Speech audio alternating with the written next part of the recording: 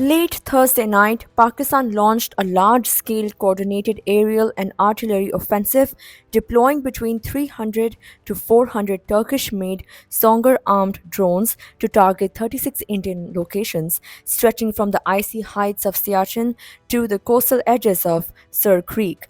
The Indian Army and Air Force swiftly responded.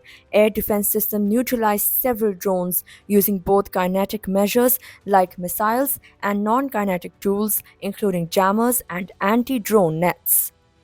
Meanwhile, Prime Minister Narendra Modi and Defense Minister Rajnath Singh held emergency meetings with the Chief of Defense Staff and the chiefs of the three military services to assess the situation and determine India's response. That response came quickly. Indian armed drones were launched at four Pakistani air defense sites. One of those successfully destroyed a radar installation on Pakistani soil. Wing Commander Vyomika Singh, at a media briefing alongside Colonel Sophia Qureshi and Foreign Secretary Vikram Mishri, confirmed the destruction of the radar and said the attack was intended to cripple India's military infrastructure. Simultaneously, Pakistan intensified artillery shelling in Jammu and Kashmir, targeting Tangdar, Uri, Poonch, Mendhar, Rajouri, Akhnur, and Udhampur.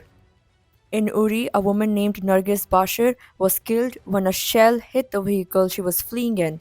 Four civilians were injured. In Gingal village, 10 houses were damaged. Overnight, shells rained across other parts of Uri, Mahura, Rampur, and even areas once considered safe. Shelling began at 11 p.m. Thursday and went on till 4 a.m. Friday. Locals said they hadn't seen such intensity in decades. Tangdar in Kupwara saw mortars land deep across the Sadna Pass, hitting villages like Kralpora and Dolipora. Fortunately, no casualties were reported there. The fallout has been severe. Over 60,000 civilians have fled their homes. Many took shelter with relatives or in government designated safe zones. Power was cut off across the Kashmir Valley to enforce a blackout following drone and missile hits on Jammu. Electricity returned to Srinagar late Thursday and to the rest of the valley by Friday morning. All schools in the Union Territory have been shut until at least Monday. Authorities will reassess depending on how the situation unfolds.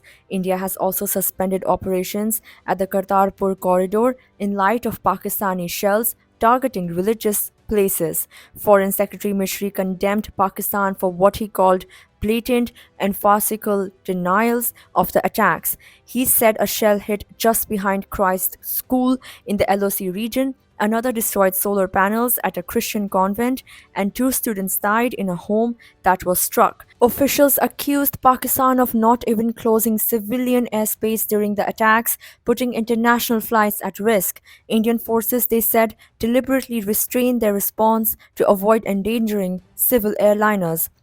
Colonel Qureshi added that while Pakistan suffered heavy losses from India's retaliatory fire, the real cost is being borne by civilians forced to flee and take shelter yet again from a conflict they did not choose.